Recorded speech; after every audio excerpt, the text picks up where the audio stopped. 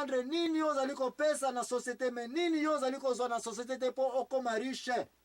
Erera makasi se nanga batu bazana mbongo, batu bazako mona ki bazuba mona ka clair bazako sala yangwana zako mona mutu akei mukile betele maboko. Mais après certain temps mukile komiko sekaye. Komiko sekaye. Nous avons tambola la Mercedes akomo tambola makolo. Bon azako sala ya kisi yango esili. Mais kisi yango ezali kaka moko. Ore ya pesa kana société, ya zako zo na société. Dans ce sens que ba pesi projet mbongo, ya zako zo mbongo wana pona ye. Azana musala comptable ayebi comment beta ba carte, ba jeu, ba trick na ba tactique pour gagner en faveur à ye na libota na ye. Bozu ya moyibi bien mal qui ne profite à rien. Jour ezali kaka okobamba ma. Et tant ko bamba ma na yo e bandi. Okobenga ngonini? Ba malchance na ba mvutema. Malchance na mvutema. Mais soko benya mo malédiction. Oye na Bible okoya ko yebeza nini? Moyibi ozako salela. Et comment ko yiko na malédiction? Changer kaka nini? Banzela na yo. Nzamba ko ndima yo ndenge ozali. Sena ozali kama osolo bakisa. Na zali kama na niko bakisa pona ba parents o bazozo ba bana o bazozo ba courage kana ko coller papa na ye. Ba parents. Ko beta ba parents. Koswana ba parents. Koswana ba parents. Kofinga ba parents. Pona nini ata ko tu maman ngazo ko kolesa yo te. Faut pour ça l'attention hein. Maman boti yo parents boti yo, mutapisi yo vie. Hein? Ozo kana ko coller Bible pesi ana Lévitique 29. C'est lui qui frappera son père ou sa mère sera puni de mort. Hein? Ephésiens 6 pezoloba 1 2 3. Bana bo respecter ba parents. Po ozana na via mulai. Bino ozo ko betaka pa ba parents na yo. Ba courage ni ngoni na ngozo même si oza quartier.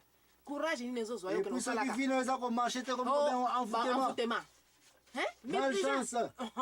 Malchance. Ndeba mo wana za kokosa batu tolobela kiango dès le départ que chaque fois na mokili ko iko pesa mwana mukebike akolia yango kwansake bonbon parce que y a définition te ba mo ko mi kokosa biso na mikolo yo envoûtement malchance. Ça ce sont des mots qui n'existent pas dans la Bible. On ne kuta place malchance et envoûtement ils dans la Bible. Ya mwana bima na buzoba ko kanisa ka ba mo o bat ba inventé ba mo o malchance na ba envoûtement. Ce sont des féticheurs, ce sont des marabouts, ce sont des nganga. Eza bato bazali ko bengo yakata telo lumière.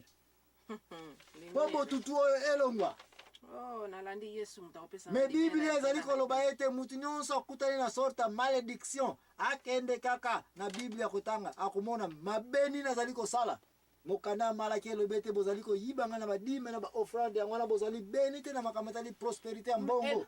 Yo comme église kutokenda kate. Yo comme même cette église ngokenda ka basengi ba offrande omona na kate na ba badime omona na kate. Mais ozali ka ko loba ete na ke pa nganga na ke pa ba pasteur ba sokola ngai. OK ba pesio mafuta ba pesio maya lusakumunu ozako sopaka na mesa na yo po ete ba chance eya. Mo chance na Bible na yebi na ngakuti soki ezali. Yango pe ngana tuna yo. Yango pe ngana tuna soki mo chance yango pe na Bible. Bénédiction maluka ka yango. Yango na se na bénédiction ezali émission muso ezali ko après nini malédiction. Malédiction. Poto zaka ko lobela malédiction. Mais to ipe ko lobela bénédiction te. Soki na to se comprendre te na mo malédiction. Place pe kokoso ezali. Biso nyonso lingi bénédiction. Oh, mutuno sa lengi yango. Mais est-ce que mutu nyonso ayebi ko benda bénédiction na vie na ye? Mutu moko ta lingi malchance. Qui est yango to benga envoûtement? Qui yango to benga nini? Malédiction. Mais est-ce que mutu nyonso ayebi ko tindika malédiction musika na ye? Question na osana ngo se na ngakena ndako na okende ko analyser. Mais okoyeba ete soki olingi malédiction botutu eyela yote na vie na yo tindika yango na mosika. Et comment ko tindika yango na mosika? Solution ezali moko kaka kende kotanga mokanda Deutéronome 28 banda na 15 tina suka 68. Ou bien ta Deutéronome nyonso kaka na chapitre ya 28 kaka. Soki otangi yango ozala besoin nganga te. Ozala besoin féticheur te. Ozala besoin pasteur te. Ozala besoin église wana tiaka mafuta te.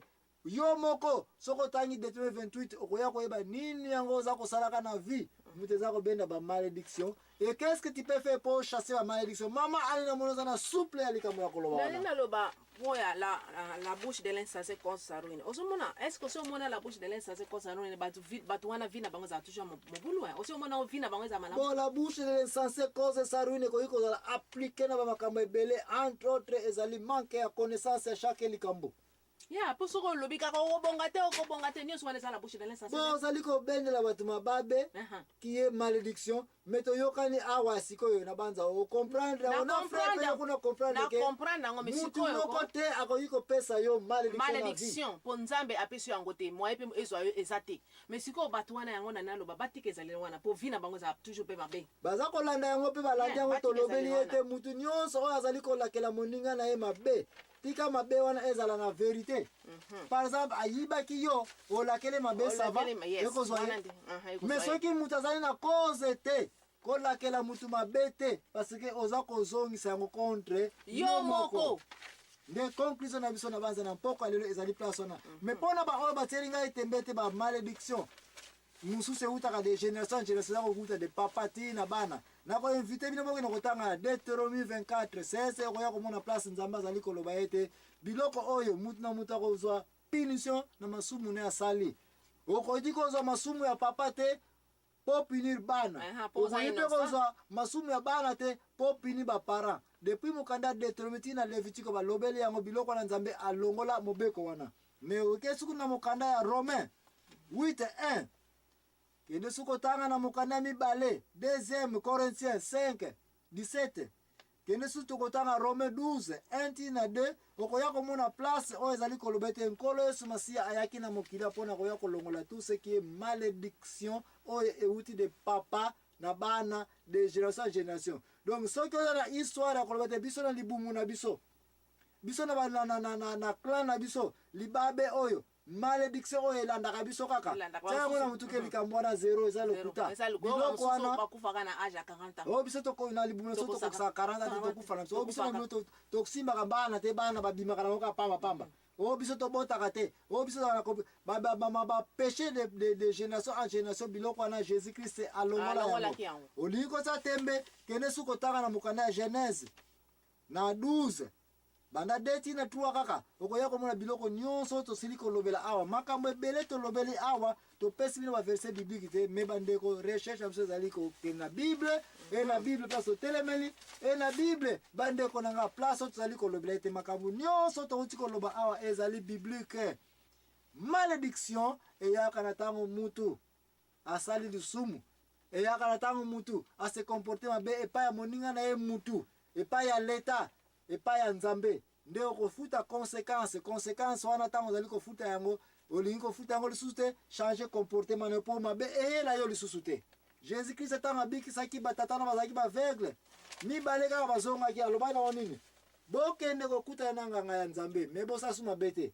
Jésus Christ mpe ntango abikisaki mama wana ya Mosamaria mwasi ya ndumba oyo balinga bamama banga alobi na ye kaka likambo moko kosala yango lisusu te kozongela so nzela ya bikobo te noki likambo ya mabe eyela yo lisusu te elingi koloba ye te mutu soki oza kosala mabe ekumbi yo na sorte ya malédiction moko boye solution ezali kaka moko change banzela na yo change yango kaka nde ozi lobika soki okochange banzela na yo te sa yango na mutu ke malédiction ekokontinue na vie na yo e malédiction paster moko azali te prophète moko azali te apôtre moko azali te abe monseigneur pape moko te akoki kolongola mabe oyo ya malédiction ezali kobeta mutu kaka mutu ye moko kaka akoki kobima na malédiction na ye na kochange kaka banzela na ye nganga te paster te mai ya lusaku munu mpe te mafuta mpe ya onction te eza pe te eza te yango te yo moko bima na misala ya mabe nde bénédiction ekoyela yo me bénédiction ezali eloko mosusu tokolobela yango na émission ezali koya lelo oyo ngai na mama ani toconclure na sujet na biso ya mpoko ya lelo oyo ya malédiction. Mama ani eske oza na moya suka ya koloba to conseil suka kopesa na bato? Bon tosi tolobi presque nyonso balandaka oyo tolobi nde ozwi oyo nyonso ozoluka ya malamu balonga na kibushe de l'insensé balonga na wana. Merci mingi. Nzambe apambola bino. Nzambe apambola bino. Alléluia. Nzambe apambola. Merci mingi. Au revoir.